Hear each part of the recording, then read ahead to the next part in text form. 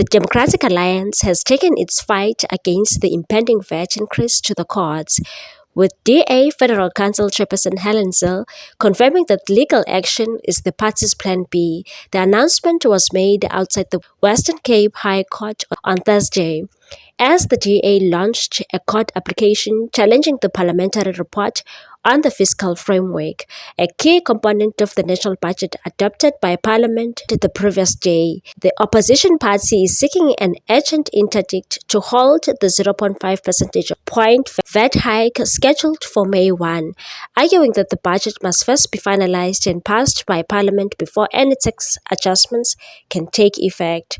The Democratic Alliance also wants the Standing Committee on Finance's deliberations on the fiscal framework declared null and void, citing procedural concerns. The DA's legal challenge highlights growing fractures within South Africa's government of national unity, where it is the second largest party after the ruling African National Congress.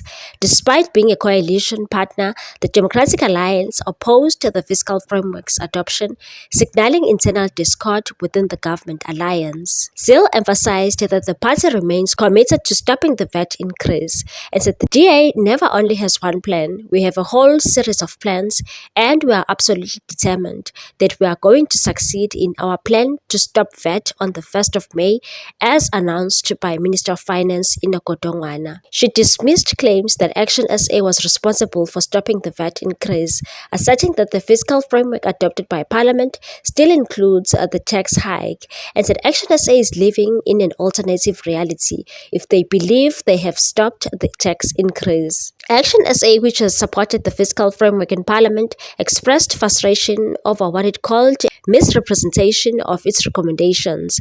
The party had proposed alternative revenue sources to offset the VAT increase and income tax bracket creep, but claimed that the ANC and government failed to accurately convey these recommendations.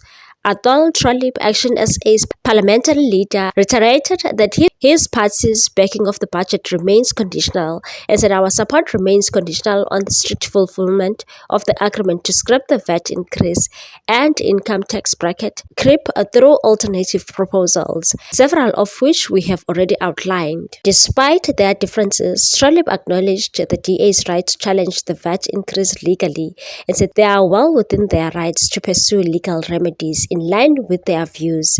It is also crucial to recognize that this is uncharted territory to our country, and in any constitutional democracy, every mechanism available must be respected. Trollip also criticized the DA's handling of negotiations leading up to the budget vote, accusing the party of failing to engage with other political groups beyond the ANC, and said the DA spoke to nobody other than ANC, making their unreasonable demands. They overplayed their hand. He further accused DA representatives of being dismissive and obstructionist during budget discussions, and said we are rebuffed continuously, insulted, maligned, and treated with contempt by Mr. Mark Boog, who has made it an art form to be unreasonable, rude and arrogant. He has alienated everybody in the standing committee because they simply won't engage. Book responded to the accusations, stating, I've heard that ActionSA is referring to me as rude, arrogant and perhaps condescending. I'd say two things. First, it's in the DA's blood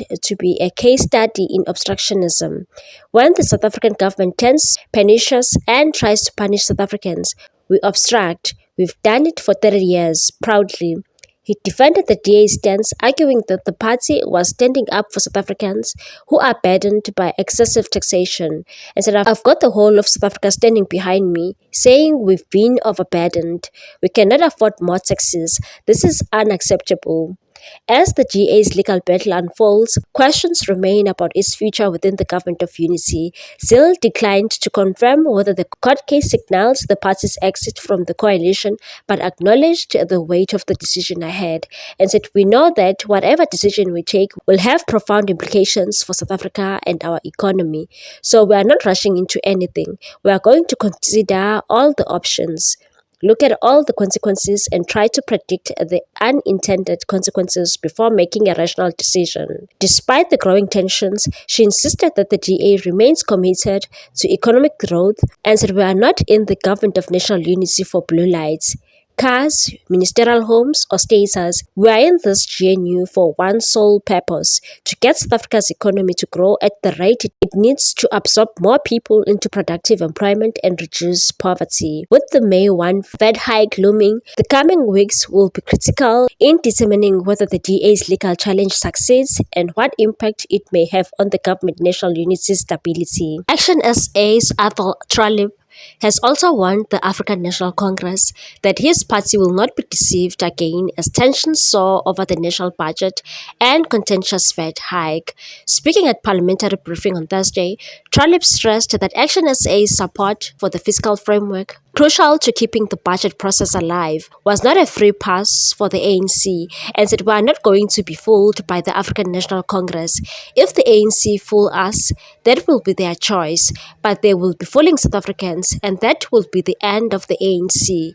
With only 6 seats in the National Assembly, ActionSA stepped in with other smaller parties on Wednesday to rescue the ANC after the Government of National Unity failed to unite behind the budget framework, exposing the fractures in the coalition. Trollip also explained that the party's 6 votes were to cast safe frontline jobs and to capacitate the revenue service to collect more money, not to endorse the ANC's broader budget plans. The VAT hike, however, remains a non-negotiable red line for the party, and said our support remains conditional on the strict fulfillment of the agreement to scrap VAT increase and income tax bracket creep through alternative proposals. Meanwhile, the African National Congress Secretary General Fikile Mbalula stated that they may consider reconfiguring GNU without the DA. The African National Congress is losing patience with its chief GNU partners, the DA, and may be looking to the left for the EFF and Umkhonto weSizwe party to come to the party. This particularly as the former liberation movement considers the stalemate reached with the Blue Party over the national budget as unnecessary political games by the DA. Briefing the media at Luthuli House, Mbalula said that the ANC might have to look at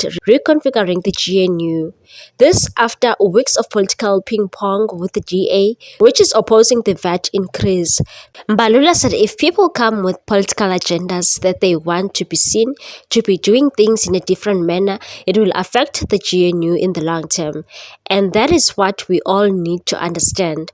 If you engage in this negotiation process on the basis of political point scoring, it may lead to situations wherein the GNU itself may be reconfigured. The ANC is committed to the GNU with all its partners, but the majority of partners is very important. And said the ANC has had enough of the DA tantrums. And said as the ANC has no situation of wielding an axe to cut anyone out of the GNU, they will cut themselves out and we will proceed, and that is what is important. He also blamed the DA for spreading propaganda to confuse the public and said we have been engaging on issues they are putting across, but to suggest that there is an agreement between us and them is not correct. The DA has a catalogue of issues.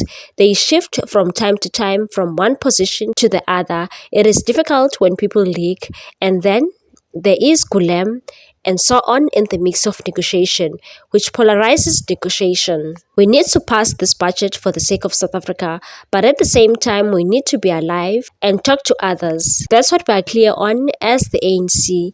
We are the largest party and we need to talk to others, including those outside the GNU. What's your take on this one, people? Thanks for watching. Please subscribe for more news.